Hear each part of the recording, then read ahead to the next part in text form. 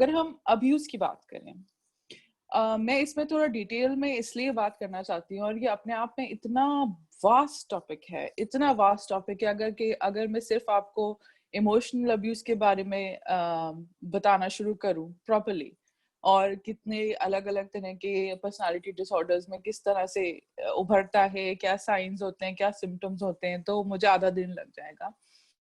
तो मैंने इसको थोड़ा सा ब्रेक किया है बेसिक उसमें, बेसिक कैटेगरीज में। इमोशनल अब्यूज जैसे कि जहनी तौर पे किसी को अजियत पहुंचाना, और फिजिकल अब्यूज जिस्मानी तौर से अजियत पहुंचाना, जुल्म करना। सेक्सुअल अब्यूज ये सेक्सुअल तरीके से वायलेट करना, तकलीफ पहुंचाना। और इसके बाद इनके क्या असरात होते हैं इंसान के ऊपर खुद में, और इनके क्या असरात होते हैं हमारे रिश्तों पे, और हमारी जो कैपेसिटी होती है रिश्तों को पहचानने की या उसमें इन्वॉल्व होने की, उस पर क्या असरात होते हैं।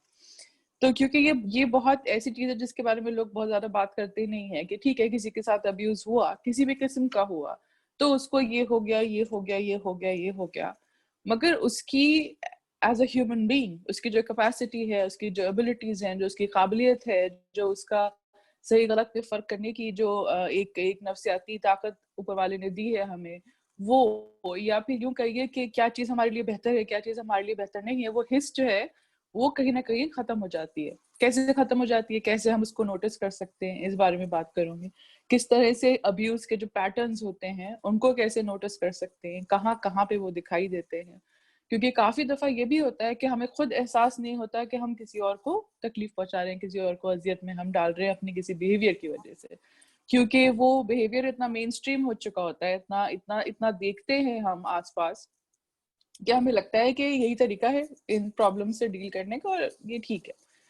लेकिन उसके इफेक्ट्स क्या होते हैं किसी और पे, इसका हमें अंदाजा नहीं होता, और हम खुद भी उसी पैटर्न में फंस जाते हैं। हम खुद एक ज्यादती करने वाला जालिम इंसान भी बन सकते हैं, और ये चीज इतनी अंदरूनी तौर पे होती है कि आपको खुद एहसास नहीं होता।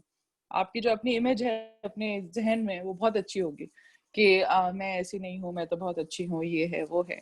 और मैं ये बात किसी ब्लेम और जजमेंट के नजरिए से बिल्कुल नहीं कर रही, सिर्फ मेरा मकसद यहाँ ये है अवेयरनेस, कि कैसे हम अपनी आंखें ही नहीं अपना जहन भी इतना खोल सके कि दूसरों से तो हमें नजर आए कि ये ज्यादती कर रहा है, और खुद भी हम अपने आप से सवाल कर पाए, अपने बिहेवियर को पहचान पाए, अपनी जुबान जो हम जुबान इस्तेमाल करते हैं बातचीत करने में, उसको पहचान पाए कि कहाँ किस तरीके से हम किसी को तकलीफ पहुंचा रहे हैं।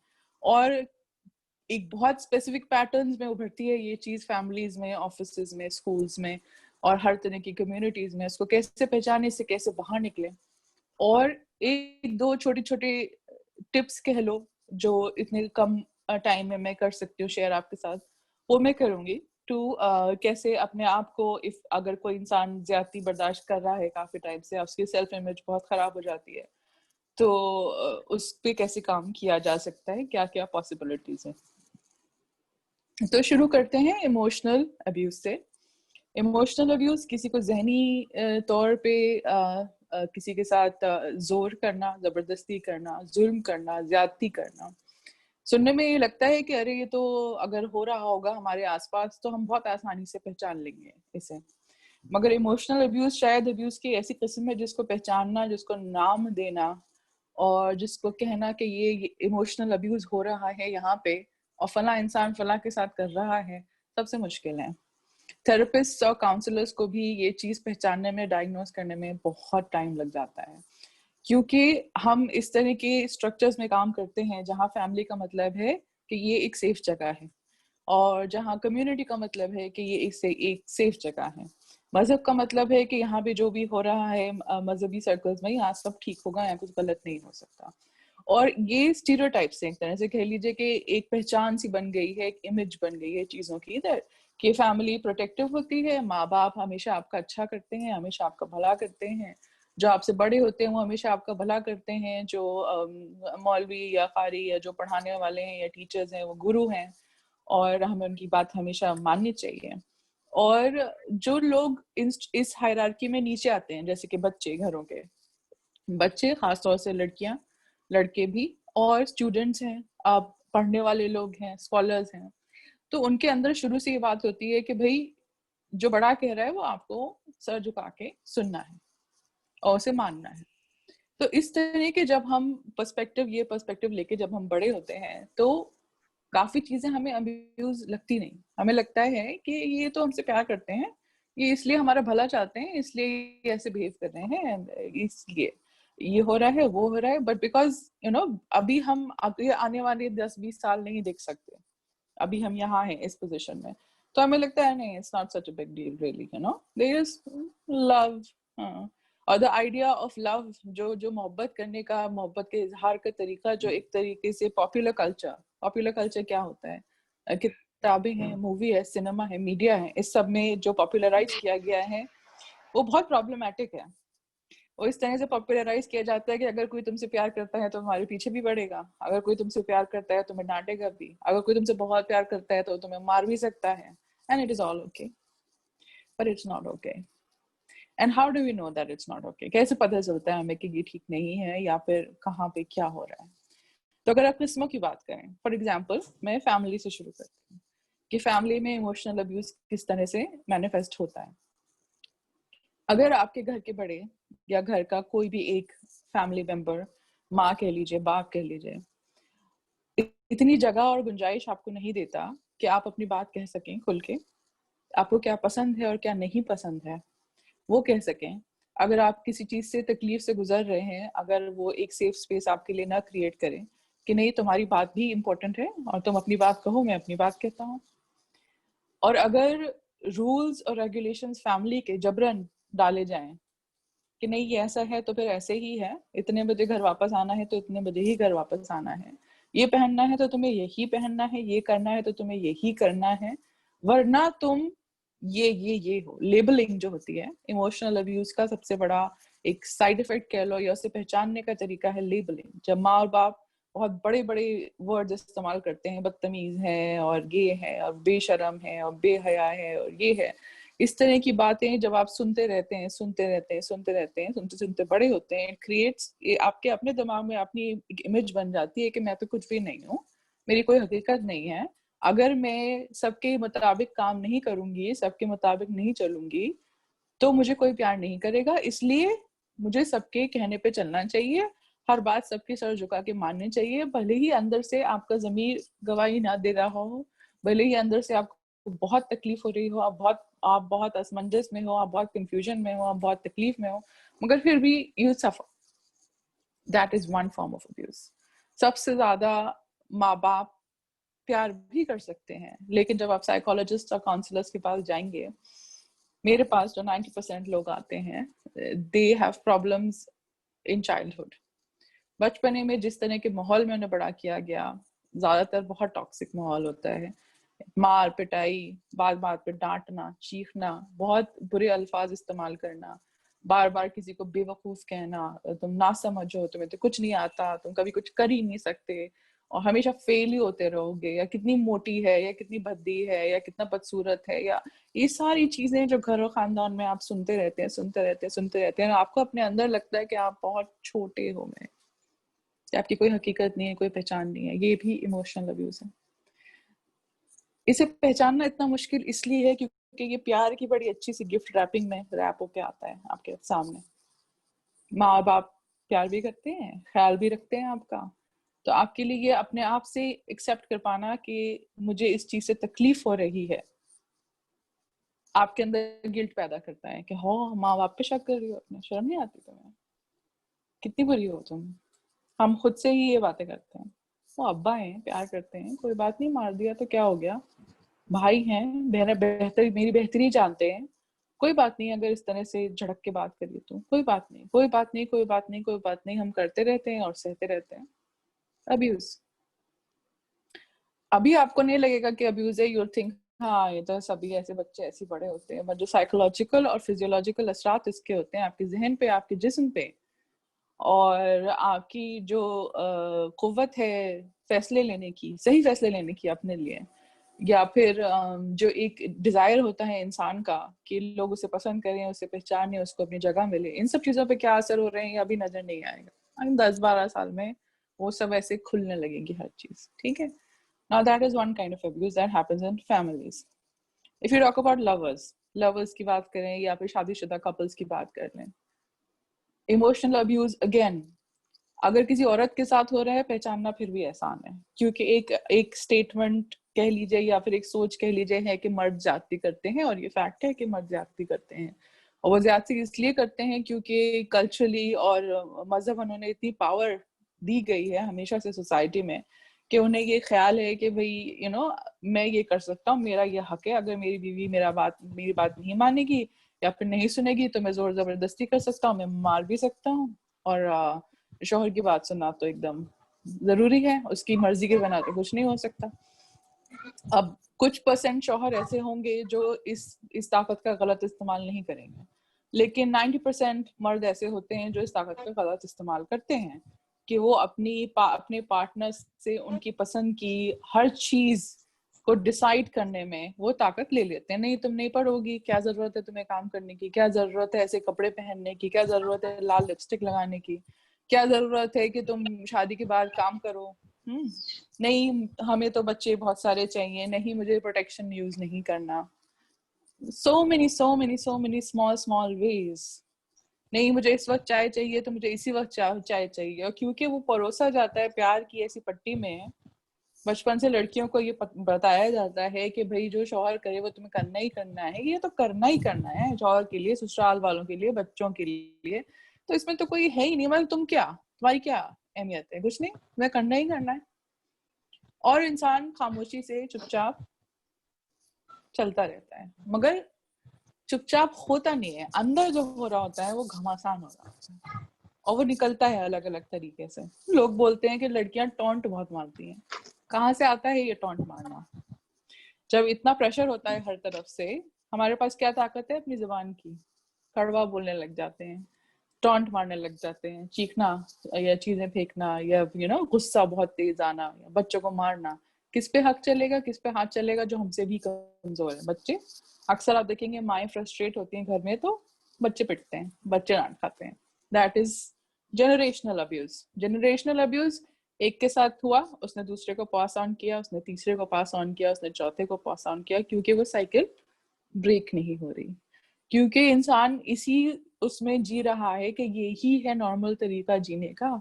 इसी तरह से फैमिलीज और सोसाइटीज काम करते हैं, तो ये नॉर्मल है, अब्यूज नॉर्मलाइज हो जाता है।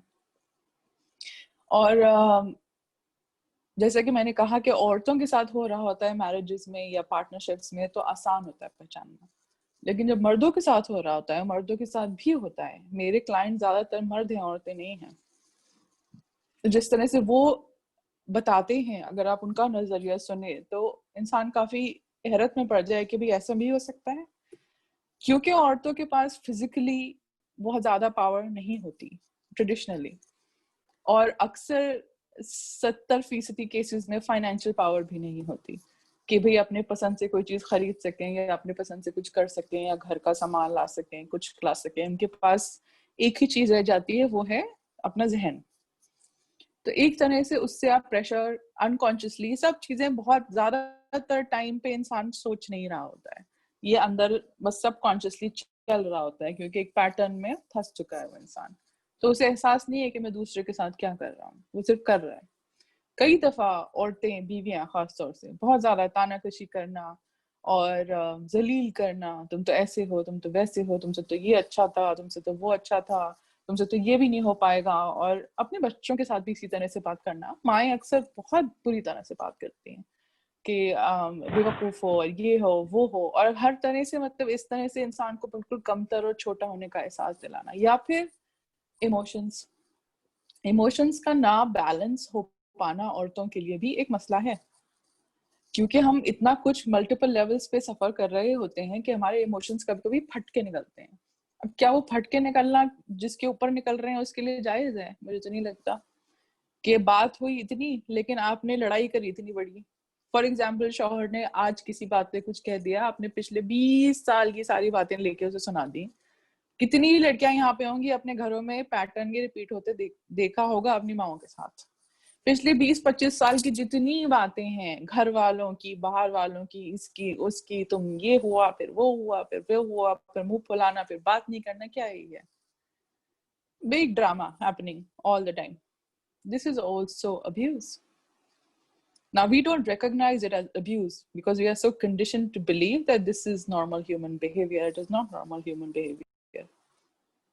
ये बैलेंस्ड हेल्थी इंसानों के रिलेशनशिप्स में काम करने का तरीका नहीं है. रिलेशनशिप्स बहुत मैं एक वर्ड इस्तेमाल करती हूँ जो न्यूरो लिंग्विस्टिक प्रोग्रामिंग से है, रिसोर्सफुल.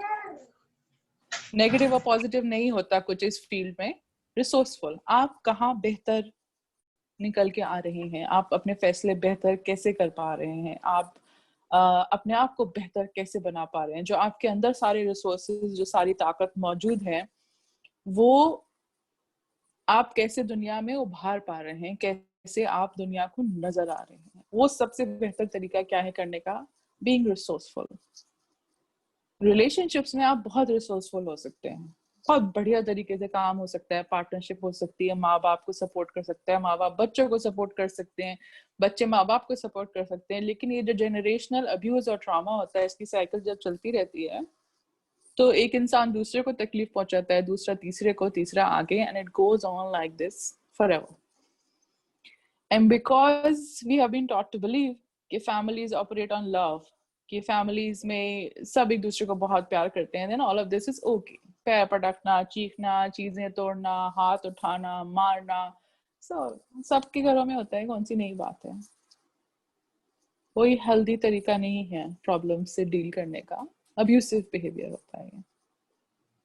अगर आप इसको रिफाइन करें तो this is also link to certain mental disorders. कुछ ज़हनी बीमारियां हैं ऐसी जिनका बहुत प्रोनाउंस्ड वे में, बहुत ही साफ तरीके से अब्यूज उसका एक बहुत बड़ा हिस्सा होता है. ऐसे तो बहुत सारी हैं, लेकिन मैं 2 शेयर करूंगी यहाँ पे आपसे, जो आपको मतलब एक फेयर आइडिया देंगी कि क्या हो सकता है. एक टर्म है इमोशनल अब्यूज में जो इस्तेमाल करते हैं हम लोग अक्सर, गैस लाइटिंग. गैस लाइटिंग क्या है? गैस लाइटिंग ये है कि अगर कोई शख्स आपकी जिंदगी में, और अक्सर गैस लाइटिंग रोमांटिक रिलेशनशिप्स में बहुत देखी जाती है, शादी में या बॉयफ्रेंड्स के साथ या गर्लफ्रेंड्स के साथ, लेकिन वैसे भी होती है, घरों में भी होती है, फैमिलीज में भी होती है. कि फर्ज करिए कि आपने कहा कि मुझे लगता है, फॉर एग्जाम्पल, तुम्हारे किसी से अफेयर है, अंदर से आपको फीलिंग आ रही है कुछ घबराहट सी, अक्सर आपको पता होता है, इंट्यूशन होता है कि यहाँ कुछ सही नहीं चल रहा है. यहाँ पे कोई भी बात, एग्जाम्पल दे रही हूँ मैं आपको, कि अगर कोई बीवी अपने चौर से कहती है कि मुझे लगता है तुम मुझे अब पसंद नहीं करते हो, तुम किसी और को पसंद करते हो, तुम इतना बिजी रहते हो, मसरूफ रहते हो, ये है वो है, और शौहर पलट के कहे, अच्छा मुझे तो नहीं लगता, तुम्हें लगता है, तुम पागल हो, तुम शक्की बहुत हो, असल में तुम्हारा ना, आई थिंक तुम्हें कोई ज़हनी बीमारी है, तुम्हें शक करने की बीमारी है, और तुम्हें डॉक्टर के पास ले जाना चाहिए, दिखाना चाहिए, तुम्हारा इलाज होना चाहिए. छोटा सा एग्जांपल दिया है बहुत मैंने. मसलन ये कि आपने अपनी कोई इंटरनल फीलिंग जाहिर की, बड़ी मुश्किल से वो बात सामने लाई, और सामने वाले ने आपको उल्टा ये एहसास दिलाया कि आप पागल हैं, कि जो आप सोच रहे हैं ऐसा कुछ है नहीं, जो आपको महसूस हो रहा है वो ऐसा कुछ है नहीं, सिर्फ आपके दिमाग का फतूर है, और आपके साथ कुछ गड़बड़ है इसलिए आप ऐसा सोच रहे हैं. ऐसा है बिल्कुल भी नहीं. मैनिपुलेशन भी कहते हैं इसको, इमोशनली मैनिपुलेट करना. मतलब जैसे क्या मैनिपुलेशन के लिए क्या उर्दू वर्ड इस्तेमाल करूं, हेरा फेरी जिसे कह लो, एक तरह से जैसे कठपुतली को नचाते हैं ना, उस तरह से, कि इंसान कह रहा है कि नहीं मुझे बुरा लग रहा है, तुम्हें बुरा लग रहा है, इसमें बुरा लगने वाली तो कोई बात नहीं है, अफसोस होने वाली तो कोई बात नहीं है इसमें, ऐसे क्या बिलावजी ड्रामा कर रही हो तुम, ये क्या तरीका है. अगर कोई बच्चा कहता है कि मुझे तकलीफ हो रही है, इसमें क्या तकलीफ की बात है, हमने तो ये कितना किया, उतना किया, उतना किया, उतना किया. फोकस इंसान की तकलीफ पे, जो इंसान जाहिर कर रहा है अपनी बात, जो इंसान अपनी प्रॉब्लम पेश कर रहा है, दूसरा इंसान फोकस उस पे से हटा के और ये इस तरह से बिहेव करने लगता है कि ये जो तुम कह रहे हो ये है नहीं, असल में ऐसा कुछ है ही नहीं, झुटला देना उस बात को, और उस बात पे एक बड़ा सा सवालिया निशान लगा देना कि ये तो मतलब you are imagining it, you are going mad, basically that is gaslighting. हर इंसान एक इंस्टिंक्ट लेके पैदा होता है अपने अंदर, जो कि हमारे जहन और हमारे जिस्म के बीच का, जिसे कहना चाहिए एक बहुत मजबूत कड़ी होती है, हमारी इंस्टिंक्ट, नेचुरल इंस्टिंक्ट. हमें हमेशा हर सिचुएशन में पता होगा अंदर से कि क्या चल रहा है, कहानी कितनी है, सच कितना है, यहाँ कुछ गड़बड़ है, यहाँ नहीं है। मुझे अंदर से अगर डर लग रहा है तो मुझे डर लग रहा है, दैट इज माई एक्सपीरियंस। मगर आप जब उसे दूसरे के सामने पेश करते हैं और दूसरा आपको अपने ही एक्सपीरियंस पे, अपने ही तजुर्बे पे शक करने पे मजबूर कर दे और ये महसूस करने पे मजबूर कर दे कि जो तुम सोच रही हो ऐसा कुछ है नहीं, बेसिकली तुम सिर्फ इमेजिन कर रही हो, दैट इज गैसलाइटिंग। सबसे कॉमन फॉर्म ऑफ अब्यूज, सबसे मुश्किल से पकड़ में आने वाला, क्योंकि अक्सर जो लोग सबसे आपके करीब होते हैं वही ये करते हैं, and specially true in marriages, romantic relationships. And I am pretty sure कि आप में से काफी लोग इस पैटर्न को रिकॉग्नाइज कर पा रहे होंगे, किसी न किसी के साथ हुआ होगा या आपने किसी से सुना होगा। Over a long period of time जब इस तरह की चीज होती रहती है ना, इंसान का खुद पे से भरोसा उठ जाता है और वो खुद वाकई में अपने आप को, एक चीज टर्म है इंग्लिश में सेकंड गेस करना, अपने पे ही सवाल करने लगता है कि क्या वाकई में, अच्छा तो हो सकता है कि यही ठीक कह रहे हैं, मैं मुझे नहीं पता हो, मुझे लगा होगा, चलो जाओ छोड़ो। और ये छोड़ो छोड़ो करते करते करते करते जिंदगी निकल जाती है, बाल सफेद हो जाते हैं और बेसिकली आप पागल हो जाते हैं। दैट्स गैसलाइटिंग, बहुत कॉमन है। दूसरी चीज जिसके बारे में बात करूंगी वो है नार्सिसिस्टिक पर्सनालिटी डिसऑर्डर, उसको कहते हैं एनपीडी। नार्सिसिस्टिक पर्सनालिटी डिसऑर्डर अपने आप में एक बाय प्रोडक्ट है माहौल का, अब्यूज का, ट्रॉमा का। उस पर नहीं जाएंगे, वो बहुत लंबी कहानी हो जाएगी। लेकिन जिन लोगों को नार्सिसिस्टिक पर्सनालिटी डिसऑर्डर होता है, यूँ समझ लीजिए कि उनकी लाइफ में अपने इतना ट्रॉमा हुआ होता है अर्ली चाइल्डहुड में, बचपन में, और उन्हें इतना कमतरी का एहसास होता है कि खुद को बेहतर महसूस कराने के लिए और सिचुएशन से कोप करने के लिए उनकी सेल्फ इमेज जो है, अपने बारे में जो उनकी इमेज है, वो बहुत बड़ी कर लेते हैं। वो इतनी बड़ी कर लेते हैं कि दूसरे लोगों का मायना रखना जो है खत्म हो जाता है। दूसरे लोग क्या महसूस कर रहे हैं, इसको क्या अच्छा लगता है, क्या बुरा लगता है, किसी को मेरी बात से तकलीफ होती है या नहीं होती है, या किसी को कोई प्रॉब्लम हो रही है या नहीं हो रही है, या किसी की मैयत में जा रहे हैं तो वहां गमी का माहौल है, इस तरह के एहसास बिल्कुल जीरो। क्या है हम? सिर्फ मैं। बहुत सारे लोग होते हैं ऐसे, हमने देखे होंगे, मैं और सिर्फ मैं, मेरा ये, मेरा वो, मेरा हर चीज is about, everything is about them. आप किसी को अपनी प्रॉब्लम बता रहे होंगे, बजाय आपकी सुनने के या समझने की कोशिश करने के, तो मेरे साथ भी ऐसे ही हुआ था। अब ये हमेशा नहीं है कि एनपीडी हो ऐसे इंसान को जो ये कहता है, लेकिन अगर ये एक पैटर्न है और ये एक इंसान हर सिचुएशन में जिंदगी में ऐसे ही बिहेव करता है और हर किसी को कमतरी का एहसास दिलाता है या फिर ऐसा फील कराता है कि हम इनविजिबल हैं, हम कीड़े मकोड़े हैं, दिख ही नहीं रहे हम सामने वाले को। माएँ भी हो सकती हैं, बाप भी हो सकते हैं, पार्टनर्स भी हो सकते हैं, टीचर्स भी हो सकते हैं, पीएचडी गाइड्स भी हो सकते हैं, कोई भी हो सकता है। People who have narcissistic personality disorder are blind to other people. उन्हें ना दूसरे लोग नजर आते हैं, ना उनकी तकलीफें नजर आती हैं, ना उनकी प्रॉब्लम्स नजर आती हैं, ना ही उनकी कोई अहमियत होती है उनके लिए जिंदगी में। Everybody else is just there for them. मेरे लिए होना चाहिए सब कुछ। और जिनको एनपीडी होता है वो बहुत सिवियर अब्यूज कर सकते हैं अपने बच्चों को, अपने पार्टनर्स को, अपने स्टूडेंट्स को। क्योंकि अगर कोई इंसान आपको दिख ही नहीं रहा, कोई इंसान आपके लिए कोई, उसकी कोई हकीकत ही नहीं है, उसका कोई वजूद ही नहीं है, उसकी फीलिंग्स मैटर नहीं करती हैं, तो फिर तो आप रोनते चले जाएंगे ना उस इंसान को। इमोशनली आप रोनते हैं हर किसी को अगर एनपीडी होता है तो। और हर बात पे आपको छोटा होने का एहसास दिलाना, तो तुम्हें क्या आता है, मुझे कुछ नहीं आता। ज्यादातर एनपीडी की जो फॉल आउट्स होते हैं बच्चों पे सबसे ज्यादा बुरे होते हैं, क्योंकि सपोज करें कि कोई पेरेंट ऐसा है जिसे एनपीडी है, जिसकी अपनी सेल्फ इमेज इतनी बड़ी है अपने दिमाग में, अब वो किस वजह से है बच्चे को तो नहीं पता, उसकी गलती, बच्चे की तो गलती नहीं है ना, जो भी बचपन में माँ बाप के साथ हुआ। लेकिन एनपीडी पेरेंट शायद सबसे ज्यादा टॉक्सिक पेरेंट होता है, क्योंकि बच्चा उसके लिए सिर्फ एक प्रोडक्ट होता है जिसे या तो शो ऑफ करना है या इस्तेमाल करना है। और कोई कोई नर्चरिंग जिसे कहते हैं ना, परवरिश, प्यार से बच्चे की अपनी पर्सनालिटी को उभारना, उससे प्यार से बातें करना, उससे उसको उसको इनकरेज करना, उसको बेहतर करने के लिए इनकरेज करना, उसका साथ देना, नथिंग। जो बच्चा है वो एक ऐसे खालीपन के साथ बड़ा होता है, उसे लगता है कि मैं मुझे कोई प्यार नहीं करता, मेरी कोई हकीकत नहीं है, मेरा कोई साथ नहीं है। एक एक्सट्रीम लोनलीनेस की फीलिंग होती है, तन्हाई की, जिसे लेके ऐसे बच्चे बड़े होते हैं। जब वो बड़े होते हैं तो जिन जिन तकलीफों और मुसीबतों से वो गुजरते हैं, क्योंकि बचपन में उनके साथ इतना इमोशनल अब्यूज हुआ है, उसकी अपने आप में कई किस्में हैं और मुझे पूरा दिन लग जाएगा आपको बताने में, मगर बेसिक चीज ही है पहचानना, awareness. This is one kind of very severe emotional abuse, narcissism. एक इंसान अपने आप में इतना मगन है कि उसके लिए कोई दूसरा मायने नहीं रखता। सो दीज आर लाइक ये बेसिक सॉर्ट ऑफ पॉइंटर्स हैं इमोशनल अब्यूज के। और इनसे सबसे इंटरेस्टिंग बात यही है कि जबान का इस्तेमाल जिस तरह से होता है, the way language is used to communicate, ये बहुत बड़ा एक कंट्रीब्यूटिंग फैक्टर होता है इमोशनल अब्यूज में। किस तरह से आप जबान का इस्तेमाल करते हैं, किस तरह से आप बातचीत करते हैं।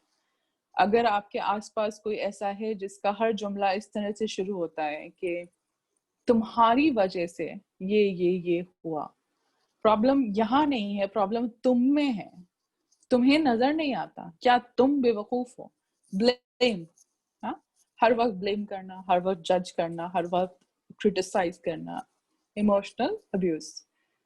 कैरियर इमोशनल अब्यूज का क्या है, इसमें लैंग्वेज, जिस तरह से जबान इस्तेमाल होती है, is important to pay attention to language. आप कैसे इस्तेमाल कर रहे हैं और आपके आसपास लोग कैसे इस्तेमाल कर रहे हैं। दूसरी चीज, इमोशनली ब्लैकमेल करना, कि कर दो ना, मैं कह रहा हूँ मैं तुमसे बहुत प्यार करता हूँ, so what if you do this little thing for me, मेरे लिए इतनी छोटी सी चीज कर दोगी तो क्या हो जाएगा, मैनिपुलेट करना। एक तरह से आप प्यार की जबान में उसको बहला के फुसला के अपने काम करा लिया आपने, और आपको बिल्कुल एहसास नहीं है कि दूसरे इंसान को तकलीफ हो रही है या उसके लिए नाजायज है या आप गलत है जो आप मांग रहे हैं, आपने प्यार से लपेटा और काम करा लिया। मैनिपुलेट करना, इमोशनली गिल्ट करना, ये नहीं करोगी मेरे लिए, मैं तुम्हारा बाप नहीं हूँ, बाप के लिए नहीं करोगी इतना, गिल्ट, बच्चे में गिल्ट पैदा कर दी, गिल्ट के जरिए बच्चे ने दब के हाँ कह दिया किसी चीज पे और कर लिया, abuse. So using emotions, using relationships, using love, using language to make anybody feel smaller और कंट्रोल करना उन लोगों को, उनको छोटा महसूस कराना, ये बेसिक तरीके होते हैं जिससे अब्यूजर्स फंक्शन करते हैं। 70% of the case they are not aware of what they're doing, but some are aware. काफी को पता होता है कि वो क्या कर रहे हैं, मगर वो फिर भी करते हैं क्योंकि कन्वीनियंट है, आसान है, लोगों को नचाना अपने इशारों पे बहुत आसान है। सबसे आसान चीज होती है, सबसे मुश्किल चीज होती है सबको साथ लेके चलना, हसास होना, ख्याल करना एक दूसरे का। It's hard, it's difficult work. The second thing that I want to talk about is physical abuse. जिस्मानी तौर पे किसी को तकलीफ पहुंचाना। इसमें वही है, कल्चरल इन्फ्लुएंस इतना ज्यादा है कि माँ बाप का बच्चों को मारना, किसी भी तरह से मारना बहुत नॉर्मलाइज हो चुका है।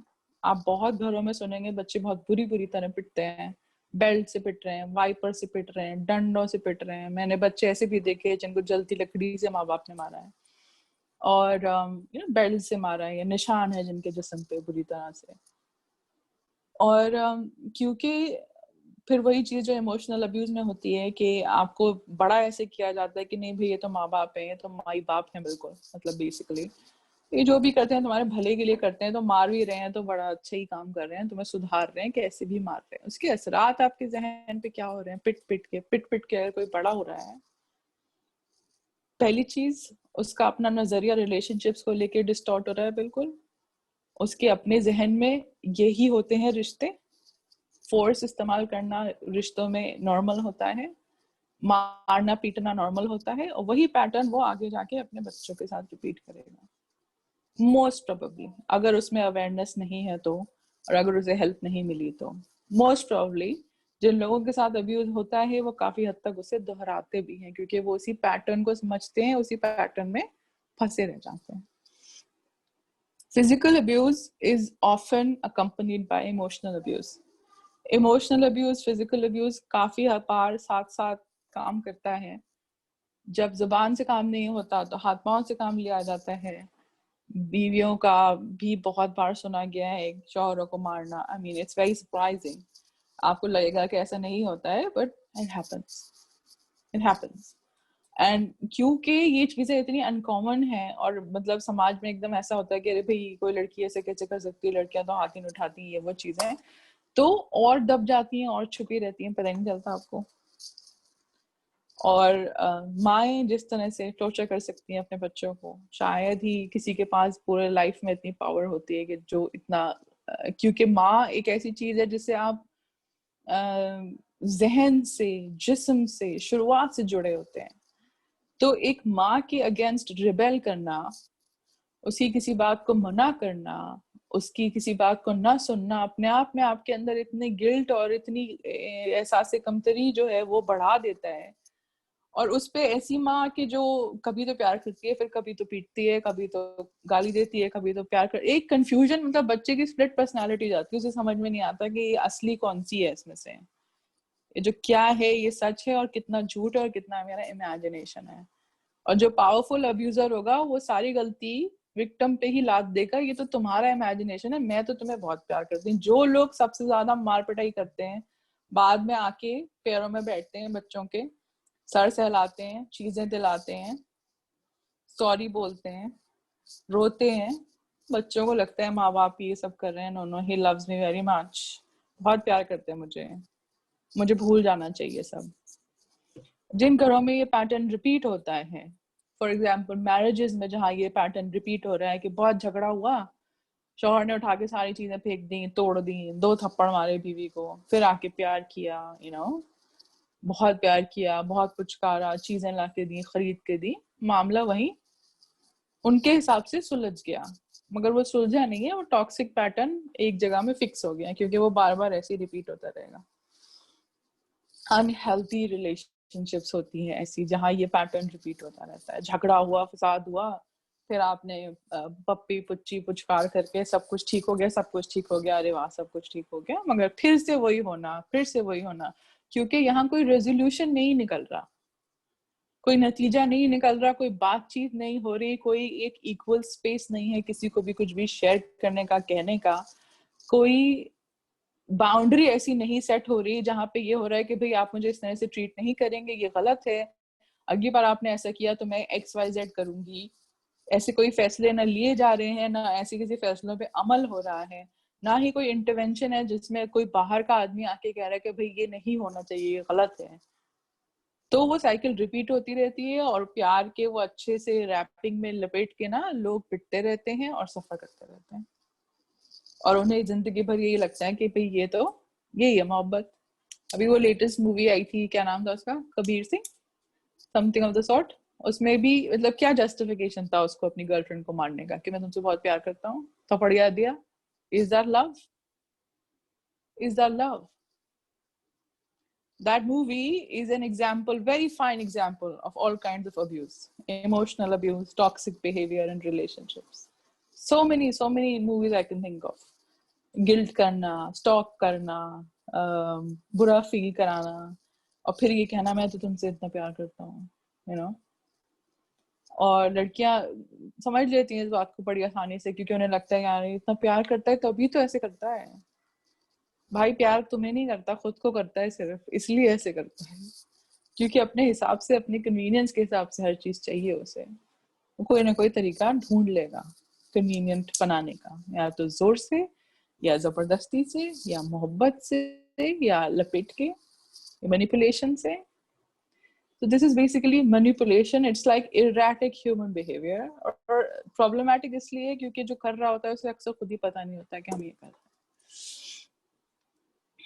पावर स्ट्रक्चर्स इसके बहुत हद तक जिम्मेदार हैं इस तरह के अब्यूज को जगह में रखने के। पावर स्ट्रक्चर्स जो हायरार्की होती है जॉब्स में होती है, ऑफिस में सीनियर मैनेजमेंट, फिर उसके बाद एडमिनिस्ट्रेशन, फिर उसके बाद सारे सबसे नीचे काम करने वाले, आपके अपने कॉलेजेस में PhD गाइड्स हैं, उन्होंने जो कह दिया आप कर रहे हैं क्योंकि भाई आपका फ्यूचर अटका हुआ है। कितना अब्यूज सुनने में आता है PhD थीसिस के दौरान में, sexual abuse, emotional abuse and जरूरत से ज्यादा किसी का फायदा उठाना कि भाई मेरे घर का राशन ले आ जाओ, ले आओ, मेरे बच्चों को छोड़ दो, ट्यूशन पढ़ा दो, फ्री काम कर दो, क्या है ये? That is abuse of power.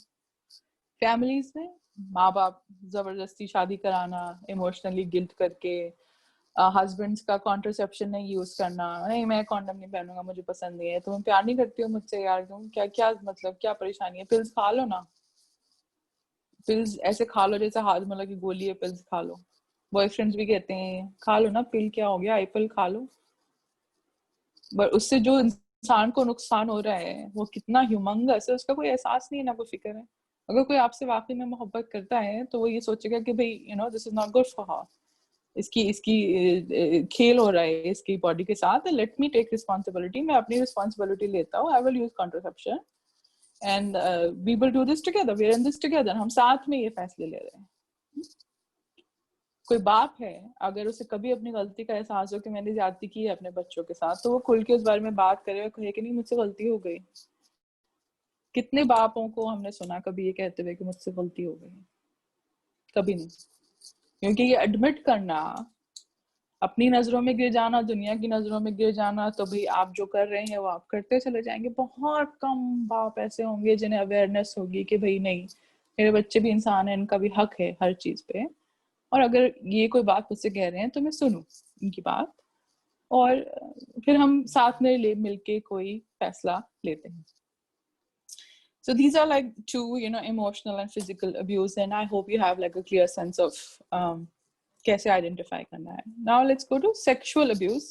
ये थोड़ा ज़्यादा complicated है क्योंकि इसमें intimacy आ जाती है, और जहाँ पे बहुत obvious violation होता है, जैसे कि rape है या फिर assault है, तो उसमें एक तरह से जैसे ना ब्लेम बहुत क्लियर होता है कि ये विक्टिम है, इसके साथ रेप हुआ, इसके ऊपर असॉल्ट हुआ, और ये करने वाला है, क्योंकि वो एक बाहर का इंसान होता है। और अगर बाहर का नहीं भी है तो उसने फिजिकली इतना इतना जोर इस्तेमाल किया है कि वो एक बहुत क्लियर वायलेशन होता है। उसको समझ पाना बहुत एक तरह से कहना आसान है। किसी ने आपको रेप करने की कोशिश की, आपका फायदा उठाया और आपको जबरन इंटरकोर्स के लिए मजबूर किया, या फिर किस किया या छू दिया। There are so many forms of sexual abuse. But in situations जहाँ पे जो अब्यूजर है वो आपकी फैमिली का है, या जो अब्यूजर है वो आपका ही अपना पार्टनर है, things become very complicated. क्योंकि वही मिक्स फीलिंग्स होती हैं कि एक तरफ तो ये इंसान मुझसे इतनी मोहब्बत करता है, मैं इस पे भरोसा करती हूँ या करता हूँ, और फिर इसने मेरे साथ ऐसा किया, तो सच क्या है आपको खुद समझ नहीं आता। अंदर एक स्प्लिट, एक कंफ्यूजन जो है हो जाता है, जिसकी वजह से जो लोग फैमिलीज में सेक्सुअली अब्यूज होते हैं वो अब्यूज नहीं रिपोर्ट करते, क्योंकि उनको अंदर इतनी कॉन्फ्लिक्ट होती है कि ये वाले चचा जो हैं ये तो इतना प्यार करते हैं, ये तो टॉफीज लेके आते हैं, मगर इन्होंने मुझे फ्रॉक के अंदर हाथ डाला मेरी और मुझे अच्छा नहीं लगा, मगर उन्होंने बोला तुम तो मेरी प्यारी बेटी हो ना, वो गुड़िया, हम तो गेम खेल रहे हैं। बच्चा अगर 4 या 5 साल का है या उससे छोटा है या उससे बड़ा भी है, तो उसकी रियलिटी स्प्लिट हो जाती है। उसे नहीं पता कि दिस इज नॉट ओके, और उसे इसलिए नहीं पता कि ये ओके नहीं है क्योंकि घरों में ये बातें नहीं होती। घरों में बच्चों को नहीं बताया जाता कि तुम्हारा जिस्म जो है उस पर तुम्हारा हक है, कोई और हाथ ना लगाए। जबरदस्ती हम लोगों को सलाम भी कराया जाता है, जबरदस्ती हमें ये कहा जाता है कि फलानी गोद में बैठो, फलानी गोद में बैठो, फलानी गोद में बैठो। अगर हम नहीं सुनते और नहीं करते तो हम बदतमीज होते हैं, हम डिसोबीडियंट होते हैं। इसलिए माँ बाप को खुश करने के लिए हम बहुत सी चीजें करते हैं ऐसे। और सेक्सुअल अब्यूज जब रिलेशनशिप्स में होता है, रोमांटिक रिलेशनशिप्स में, इंटीमेसी जहाँ पे आ जाए, तब तो उसे सेपरेट कर पाना बहुत मुश्किल है, और ज्यादा मुश्किल होता है। क्योंकि इंसान को ये लगता है, फॉर एग्जाम्पल आप शादी ले लें, तो ज्यादातर लोग ये समझते हैं कि भाई शादी हो गई तो हमारा सेक्सुअली हक है अपने पार्टनर पे, जब हमारा दिल चाहेगा तब I need to have sex, I need to have sex, मुझे चाहिए तो मुझे चाहिए। कंसेंट एक निकाहनामे के साइन के साथ होता है कि लाइफ टाइम कंसेंट हो गई भाई, और अब तो जब मुझे चाहिए मुझे मिलेगा। 90% लोग इसी नजरिए से ऑपरेट करते हैं। उनके लिए ये मायने नहीं रखता कि अगर औरत करी कि भाई आज मेरा दिल नहीं चाह रहा, मेरी तबीयत ठीक नहीं है। कैसे ठीक नहीं है, कैसे नहीं दिल चाह रहा, या मैं पीरियड हो रहा है, या मेरे तकलीफ हो रही है, या I don't feel like it, I don't feel like it की कोई जगह नहीं होती। कंसेंट और कुछ लोगों के लिए एक बड़ा सॉलिड चीज होती है कि भाई तुम मेरी बीवी हो या तुम मेरे शौहर हो, ये भी हो सकता है। तो मुझे ये चाहिए तो मुझे ये चाहिए, आई डोंट केयर तुम्हें कैसा लग रहा है। फिर वो वायलेशन होता है मैरिटल रेप्स, जिनके जो अक्सर तो रिपोर्ट ही नहीं होते, और अगर रिपोर्ट भी होते हैं तो भी उनका कुछ नहीं होता ज्यादा। रिलेशनशिप्स में, रोमांटिक रिलेशनशिप्स में कोअर्जन, जैसे एक हम लोग एक वर्ड कहते हैं बहलाना, कोर्स करके बहला करके अपने पार्टनर को अग्री करा लेना ऐसी चीजों के लिए जिसके लिए वो ज़हनी तौर पे या फिर जिस्मानी तौर पे तैयार नहीं है। कि भाई नहीं यार, मुझे नहीं सेक्स करना है शादी से पहले, मुझे वेट करना है। तुम मुझसे प्यार नहीं करती हो, अगर तुम नहीं सुनोगी तो मुझे प्यार नहीं करती हो, तो तुम फिर करोगी ऐसा। फिर अगर तुम नहीं सुनोगी तो फिर मैं तुम्हें छोड़ दूंगा। या तो क्लियर टर्म्स में ऐसा कहा जाता है, या फिर आसपास आपके लोग ऐसा कह रहे हैं कि यार थोड़ा बहुत तो चलता है, और अगर नहीं करोगी तो फिर वो तुम्हें छोड़ देगा, किसी और को पकड़ लेगा। और उस अकेलेपन के डर से या छोड़े जाने के डर से हम बहुत सी ऐसी चीजें करते हैं जो हमें नहीं पसंद है, जिनके लिए हम नहीं तैयार हैं, जो हमें नहीं करनी, अंदर से हमें पता है, लेकिन क्योंकि हम अपनी आवाज को हमने कभी पहचाना ही नहीं है, उसे जगह ही नहीं दी है, तो हम करते चले जाते हैं वो जो हमसे एक्सपेक्टेड होता है। तो जो कंसेंट की जो बहुत ही बारीक लाइनें होती हैं हामी भरने की, वो बहुत बारीक होती हैं, और वो ऐसे स्लाइड करती रहती हैं। एक रात में भी, एक घंटे में भी कंसेंट आपका स्लाइड कर सकता है। एकदम से आपका मूड है मगर फिर नहीं है, फिर आप हटते हैं पीछे। बहुत सारा चीजें जो है बॉडी लैंग्वेज से पता चलती हैं, लेकिन कितने लोग हैं ऐसे जो अपने पार्टनर्स की बॉडी लैंग्वेज या फिर उनको क्या चाहिए क्या नहीं चाहिए उस पर गौर करते हैं? बहुत कम। और अक्सर वही कि यार ठीक है यार कर लेना यार प्लीज, करके बाद लपेटा लपूटी करी और हो गया। That is also form of abuse, sexual abuse. अगर आपको पोर्नोग्राफी का शौक नहीं है लेकिन आपका पार्टनर जबरदस्ती पोर्नोग्राफी दिखाता है, अब्यूज। कोई आपको सेक्सुअली एक्सप्लिसिट मटेरियल शेयर करता है जिसमें तस्वीरें हो, नेकेड पिक्चर्स हो या फिर वीडियोस हो, और आपको नहीं पसंद है, कोई आपको फॉरवर्ड भी कर रहा है और आपको नहीं पसंद है, that is all legally classified as sexual abuse. Specially बच्चों के केस में, अगर कोई बच्चों को पोर्नोग्राफी दिखा रहा है या वीडियो दिखा रहा है या तस्वीरें शेयर कर रहा है या उनके जेनिटल्स टच भी कर रहा है, वायलेट नहीं भी कर रहा है, सिर्फ टच भी कर रहा है या अपने ही दिखा रहा है और कह रहा है कि छुओ, वो भी सेक्सुअल अब्यूज है, और लॉ डिफाइन करता है इसको। पॉक्सो जो लॉ पास हुआ था 2012 में, वो डिफाइन करता है क्लियरली टाइप्स ऑफ अब्यूज। इससे पहले डिफाइन नहीं थे तो बहुत सारी चीजें इसलिए दब जाती थी कि भाई रेप नहीं हुआ। But that is not the point. The point is अगर इंसान किसी के सामने नंगा महसूस करे कि उसकी इज्जत उससे ले ली गई है, एंड दैट वे पॉइंट वो अलग अलग इंसान के लिए वेरिएबल होता है। किसी के लिए कपड़े उतरने पे होगा, किसी के लिए हाथ छूने भर से होगा, किसी के लिए बस में किसी ने आपकी कमर दबोच ली या आपके ब्रेस्ट पे हाथ रख दिया, वो भी आपको लगेगा कि क्या हुआ मेरे साथ। That is also sexual abuse.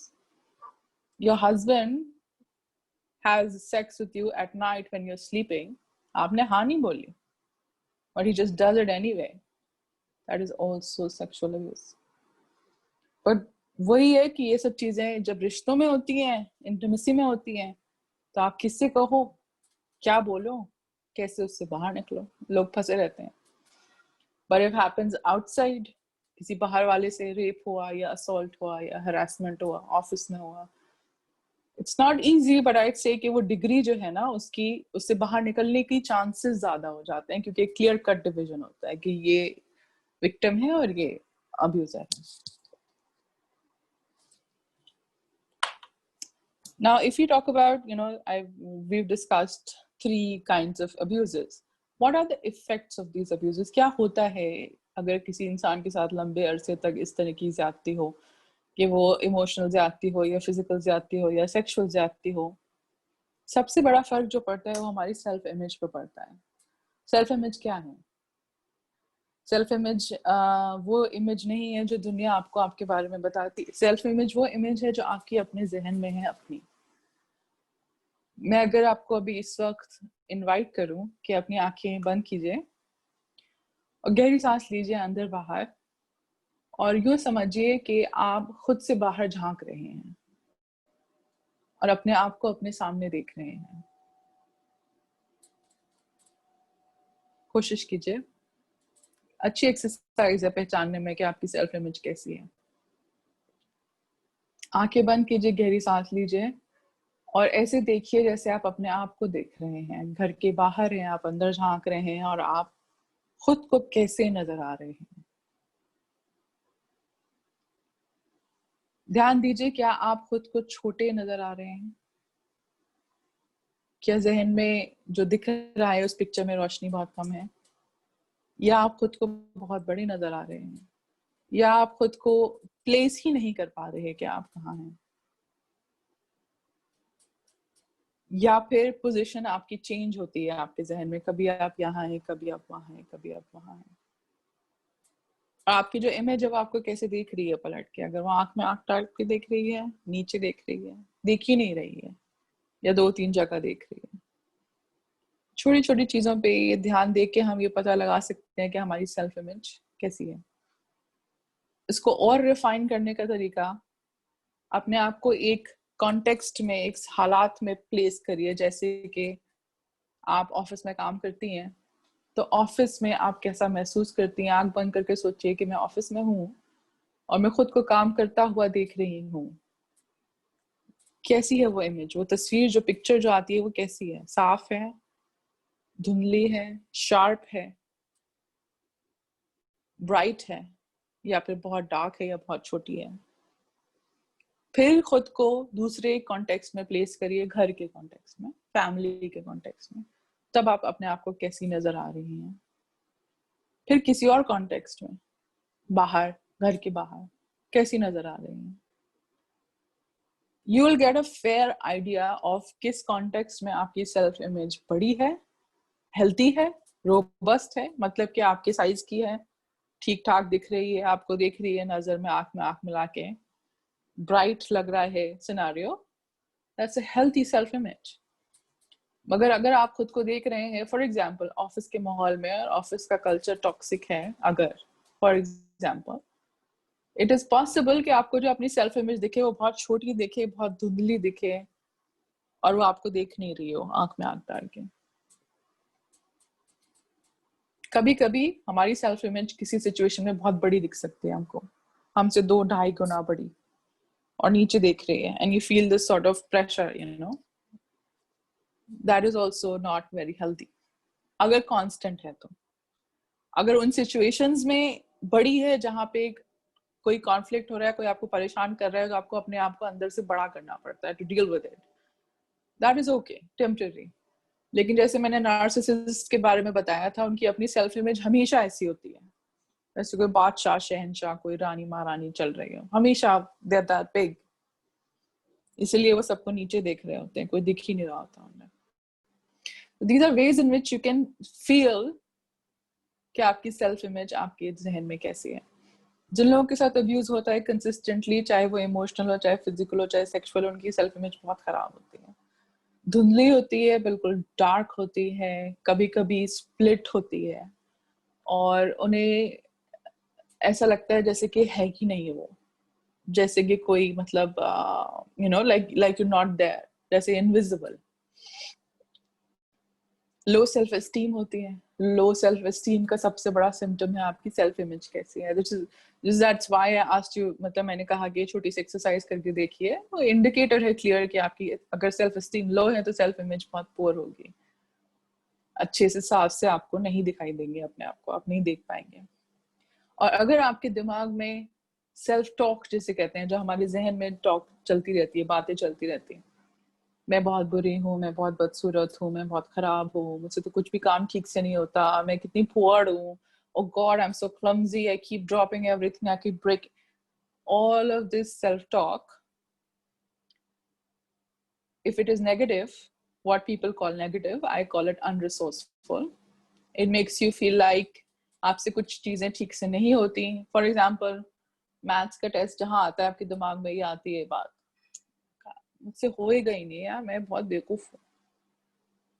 अगर आप ध्यान देंगे तो ये जुमला आपका अपना नहीं है, कभी किसी ने बचपन में बोला होगा आपसे, बहुत दफा बोला होगा, और आपकी अपनी अंदर की आवाज बन गई है, वो आपका अंदर का टेप रिकॉर्डर बन गया है। इसे कहते हैं सेल्फ टॉक।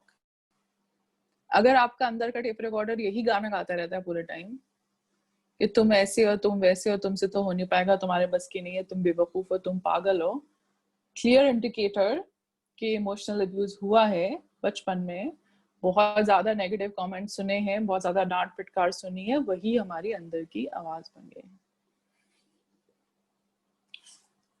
एक और तरीका जिससे हम पहचान सकते हैं कि हमारी सेल्फ इमेज पुअर है, अगर हमारे जहन में बार बार ये बड़े वर्ड्स आते हैं, जैसे कि अब मैं इंग्लिश के आ रहे हैं मेरे दिमाग में इस वक्त, तो शुड, मस्ट, हैव, ऑलवेज, ये बड़े बड़े जो अल्फाज होते हैं, हमेशा तुम ऐसे ही करती हो, हमेशा मेरे साथ ऐसे ही होता है, तुम्हें ऐसा करना चाहिए, यू शुड डू दिस, तुम्हें ऐसा नहीं करना चाहिए, यू शुडंट डू दिस, ये बुरी बात है या ये अच्छी बात है, जो बड़े बड़े मोटे मोटे अल्फाज होते हैं, या तो आप लोगों पे फेंकते हैं या आपके दिमाग में खुद चलते रहते हैं, या आप बहुत ज्यादा सुनते हैं। टॉक्सिक है ये एनवायरनमेंट, क्योंकि बैलेंस नहीं होते ये वर्ड्स, इनमें बहुत प्रेशर होता है। अगर कोई बच्चा बचपन से सुनता रहे कि नहीं तुम्हें यही करना चाहिए, यही सही तरीका है एक जीने का, और यही तरीका है और कोई तरीका अलाउड है ही नहीं, तो उसकी सेल्फ टॉक भी वही बन जाएगी that this is the way I should be, अगर मैं कुछ और हूँ तो मैं ठीक नहीं हूँ, मेरे साथ कुछ गड़बड़ है, और मैं फिर अपने आप को और प्रेशर करूंगा एक सर्टेन वे का होने के लिए, जिससे कि फिर मुझे और ट्रॉमा होगा और तकलीफ होगी। सबसे ज्यादा कहाँ नजर आता है ये? करियर चॉइसेस में। बच्चे कुछ करना चाहते हैं, माँ बाप नहीं करने देते, कहते नहीं ये करो, यही ठीक है, यही ठीक है, यही ठीक है। बच्चे झक मार के करते हैं, फिर पूरी जिंदगी खुश नहीं रह पाते, चिड़चिड़े, डिप्रेस्ड, एंशियस, 75 तरह की और प्रॉब्लम्स, अब्यूज का नतीजा और अब्यूज का मैनिफेस्टेशन। एक और तरह से जब अब्यूज मैनिफेस्ट होता है आपके अपने रिश्तों में, कि आपकी एबिलिटी अपने लिए सही चॉइस करने की कम हो जाती है। Now what do I mean when I से चॉइस? फॉर एग्जांपल, अगर किसी लड़की के साथ बचपन से साइकोलॉजिकल अब्यूज हुआ हो और उसे बहुत ज्यादा प्यार और अप्रिसिएशन और तारीफ, और एक हेल्दी तारीफ जो होती है, बहुत ज्यादा तारीफ करना भी बच्चों का हेल्दी नहीं होता, लेकिन बिल्कुल ही नहीं करना, हर वक्त टोकते ही रहना बहुत अनहेल्दी होता है। जो बच्चे इस सेंस के साथ बड़े होते हैं, लड़कों के साथ भी होता है, वैसे हो फलाने और के यही सुनते रहते हैं, तो उनका अपना सेल्फ इमेज इतना पुअर हो जाता है कि उन्हें जो पहला इंसान मिलेगा जो उनसे तमीज से बात करेगा, जो उनसे प्यार से बात करेगा, भले ही वो इंसान उनके लिए अच्छा हो या बुरा हो, वो ऐसे चिपक जाएंगे। सबसे ज्यादा रोमांटिक रिलेशनशिप्स में होता है जब आप कॉलेज में आते हैं, you meet young people, and अगर आप अब्यूसिव एनवायरनमेंट से, टॉक्सिक होम एनवायरनमेंट से निकले हैं और आपको कोई ऐसा मिल जाए जो आपकी तारीफें कर दे, आप 17-18 साल के, बहुत ज्यादा समझ आप में है नहीं, आपको लगता है कि यार यही सबसे बेस्ट है मेरे लिए, तो सबसे अच्छा इंसान है, और बस सेट हो गई मैं तो। मगर आप ये नहीं देख पाते कि वो तारीफें, वो अच्छी अच्छी बातें, ये वो उसके पीछे क्या है, बिहेवियर कैसा है, आपके साथ कंसिस्टेंसी कैसी है, क्या वो इंसान आपके एम्बिशंस को सपोर्ट करता है, क्या वो इंसान आपके ख्वाब को सपोर्ट करता है, क्या वो आपकी पढ़ाई को सपोर्ट करता है। ऐसा भी होता है कि जो लोग आपको मिलते हैं बहुत अच्छे लगते हैं, तो वाकई में अच्छे होते हैं आपके लिए, मगर वो समझते समझते इंसान को वक्त लगता है ना, और इतना वक्त अपने आप को देना चाहिए। लेकिन जिन बच्चों के साथ अब्यूज होता है, जो टॉक्सिक एनवायरनमेंट से निकले होते हैं, वो इतने भूखे होते हैं, इतने तरसे होते हैं कि कोई उनसे दो शब्द अच्छे कह दे, दो अल्फाज प्यार के कह दे, वो उसी के साथ चल देते हैं। And sometimes it can be disastrous, because sometimes you can be with people who are toxic for you, जो आपको हर कदम पे और तकलीफें ही देंगे, परेशानियां ही देंगे, प्रॉब्लम्स ही देंगे, आपका साथ नहीं देंगे, आपको दबाएंगे ही। तो जो एक अच्छी समझदार लॉजिकल चॉइस होती है ना कि मेरे लिए क्या अच्छा है, मेरे लिए क्या नहीं अच्छा है, किस तरह का पार्टनर मुझे चुनना चाहिए, किस तरह का करियर मेरे लिए अच्छा रहेगा, मुझे बाहर जाके पढ़ना चाहिए या मुझे यहाँ रहना चाहिए, वो डिसीजन मेकिंग गड़बड़ हो जाती है उन लोगों की जिनके साथ कंसिस्टेंटली अब्यूज होता है। डिस्ट्रस्ट मतलब भरोसा ना कर पाना किसी पे भी, ना खुद पे। ये भी सिम्टम है जिन लोगों के साथ लॉन्ग टर्म अब्यूज होता है उनका, कि वो अपने पे भरोसा कर ही नहीं पाते, कभी उन्हें कोई अपना फैसला ठीक ही नहीं लगता। नहीं यार ये नहीं, नहीं यार वो नहीं, नहीं यार। जिनके बहुत कंट्रोलिंग पेरेंट्स होंगे उन्हें सिंपल चीजों में, फॉर एग्जाम्पल शॉपिंग करने में 3 गुना टाइम लगेगा, क्योंकि कभी उन्हें वो जगह ही नहीं दी गई कि वो अपनी पसंद से कुछ कर सके। अगर उनपे हमेशा किसी की पसंद थोपी गई या कंट्रोल किया गया तो उन्हें खुद पता ही नहीं है कि मुझे क्या अच्छा लगता है क्या नहीं अच्छा लगता। अपनी आवाज का, अपनी पसंद नापसंद का पहचान ही नहीं है, तो they don't trust what is good for them, या मुझे ये पसंद है या मुझे ये नहीं पसंद है। बहुत से लोग होते हैं जिनसे पूछते तुम्हें क्या शौक है, पता नहीं, पता नहीं मुझे क्या अच्छा लगता है, आई डोंट नो। क्या रंग है, पता नहीं। शायद वो जगह ही नहीं थी घरों में कभी कि इतनी गुंजाइश ही नहीं थी कि बच्चा एक्सप्लोर कर पाया उसे क्या पसंद है क्या नहीं पसंद है।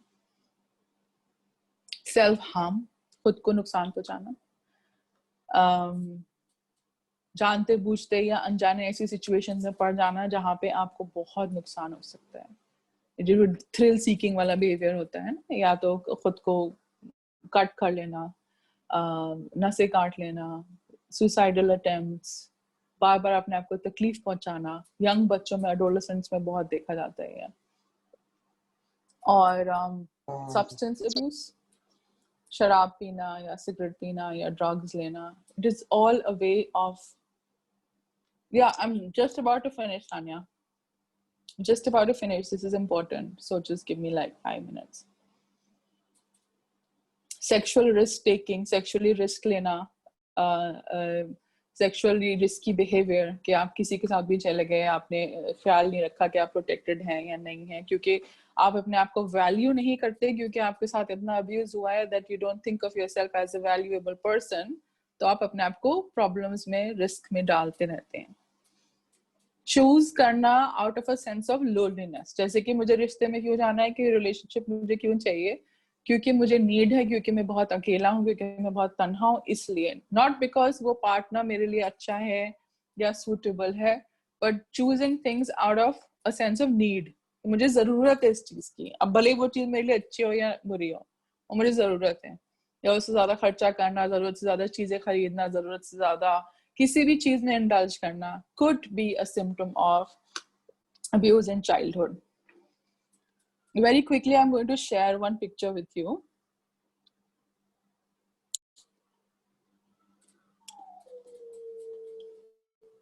दिख रहा है आप लोगों को?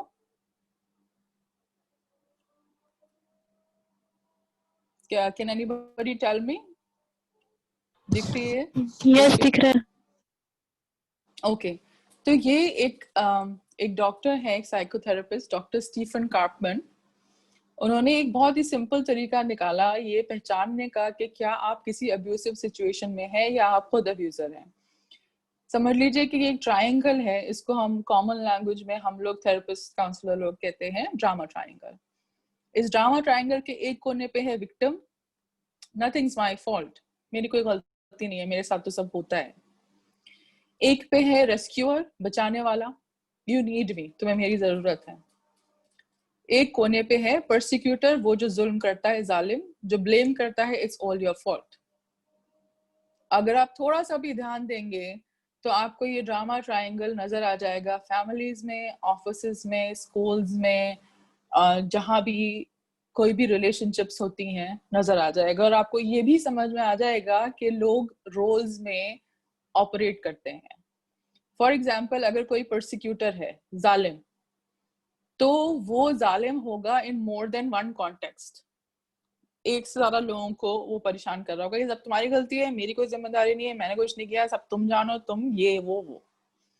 अगर कोई रेस्क्यूअर है, तुम्हें मेरी जरूरत है, मैं तुम्हारी मदद करूंगा, I can help you, I get you out of this, तुम मैं बहुत प्यार करती हूँ तुम्हें, इसलिए मैं तुम्हें बचाऊंगी। मतलब अपना ख्याल नहीं करना, दूसरे की परेशानी में घुस जाना हाथ मुंह पैर लेके। बहुत से लोग होते हैं ऐसे।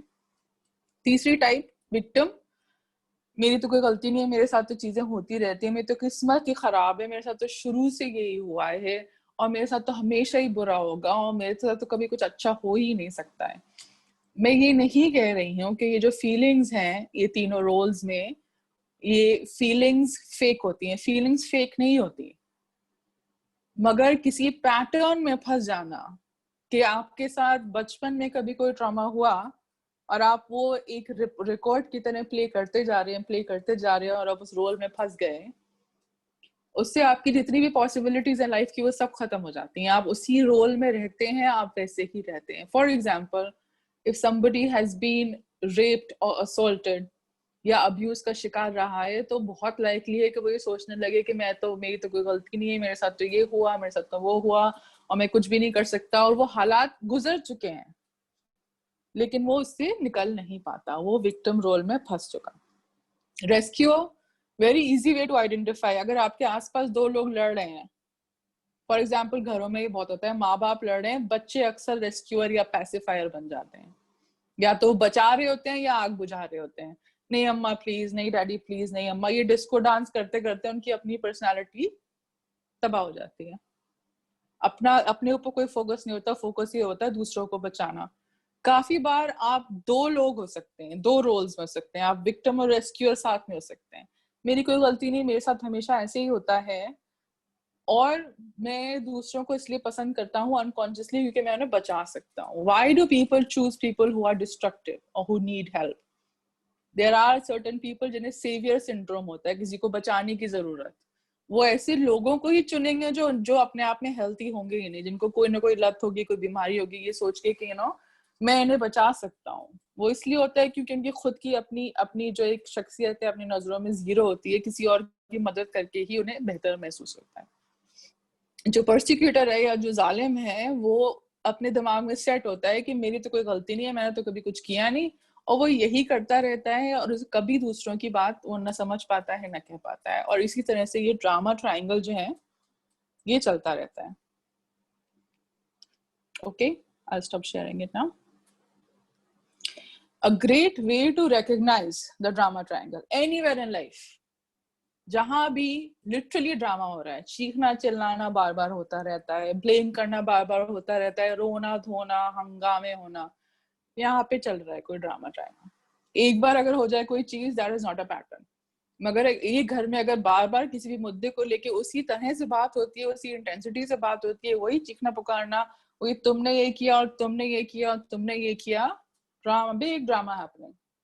पीपल आर स्टक, फेविकॉल से जुड़ चुके हैं वो अपने रोल्स में, और वो उन्हीं रोल्स में जुड़े रहेंगे, चिपके रहेंगे, वो वैसे ही रहेंगे।